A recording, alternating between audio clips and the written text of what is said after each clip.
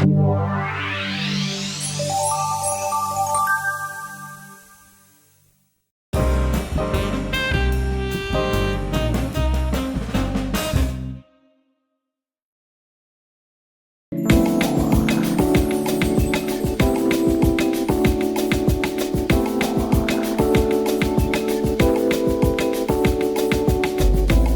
Beauport gagne le défi technique une 4e année consécutive.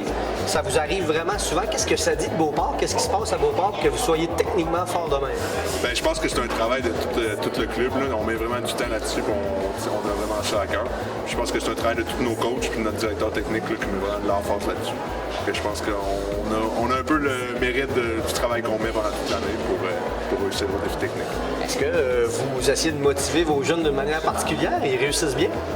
Ben non, pas particulièrement. Je sais pas c'est quoi la solution. Je pense que c'est juste de mettre du temps et des efforts là-dessus et de mettre ça comme une priorité un peu de développer nos jeunes techniquement. OK, la question qui tue, c'est quoi le secret de Beauport? Le gilet rouge. C'est juste ça que j'avais besoin d'entendre. Merci. Ouais. Tu es l'entraîneur de l'année en 2015. Qu'est-ce que ça dit de ton travail, mais surtout de ton groupe?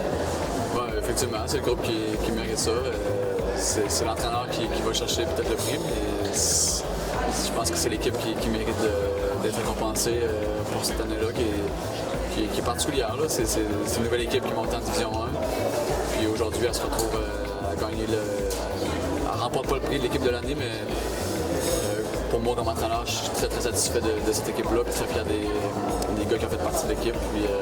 Non, c'est une fierté de l'équipe. Puis je prends un prix individuel qui peut être partagé avec le reste de l'équipe. Est-ce que c'est le fait de passer de la D2 à la D1 puis jusqu'au championnat canadien qui fait que c'est une année presque exceptionnelle?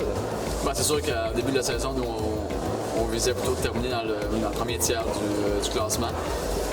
Puis de se retrouver au premier, après ça, de vivre un championnat canadien pour notre première saison, oui, c'est une fierté supplémentaire en passant de la Division 2 à la Division 1. En même temps, on était confiants avec le groupe qu'on avait, mais quand on fait le bilan à la fin de la saison, puis avec tout ce qu'on a vécu, là, oui, on est content. Puis oui, c'est une surprise d'avoir pu accomplir ce qu'on a accompli cette année.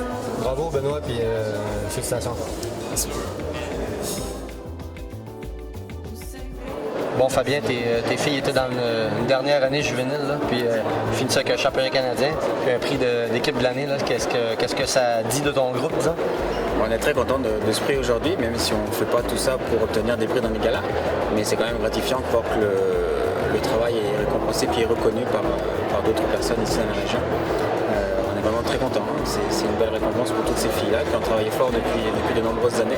Surtout, c'est le plus beau prix selon moi, parce qu'on sait qu'il y a des prix individuels aujourd'hui, mais là, c'est le prix du collectif, le prix de l'équipe de l'année, donc on est vraiment contents. C'est tout le monde qui en récolte les fruits, autant les joueuses que le staff, qui a mis beaucoup de temps aussi dans ce groupe-là, donc on est contents.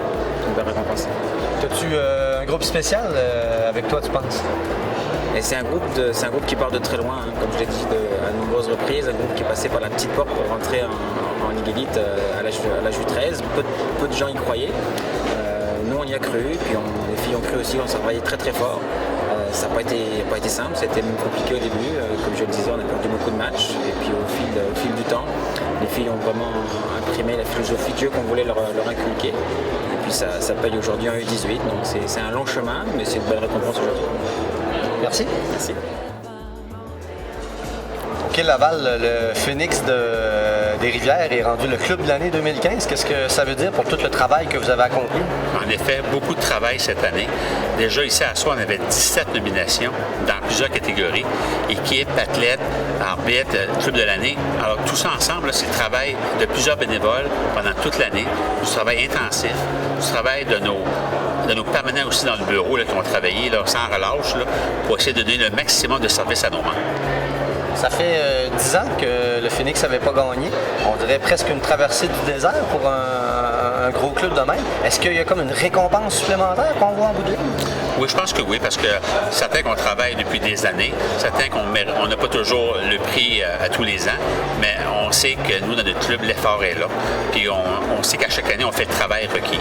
Alors cette année, concours de circonstances, plusieurs nouveaux projets, plusieurs engagements de nouveaux personnels. Alors tout ça ensemble a fait qu'on a gagné. Qu'est-ce qui s'en vient pour la suite? Là, on se retrousse les manches puis on continue toujours pour les jeunes joueurs de soccer? C'est jamais fini. Donc, dès lundi matin, on se remet au boulot. Alors, faire encore mieux que cette année. Toujours s'améliorer.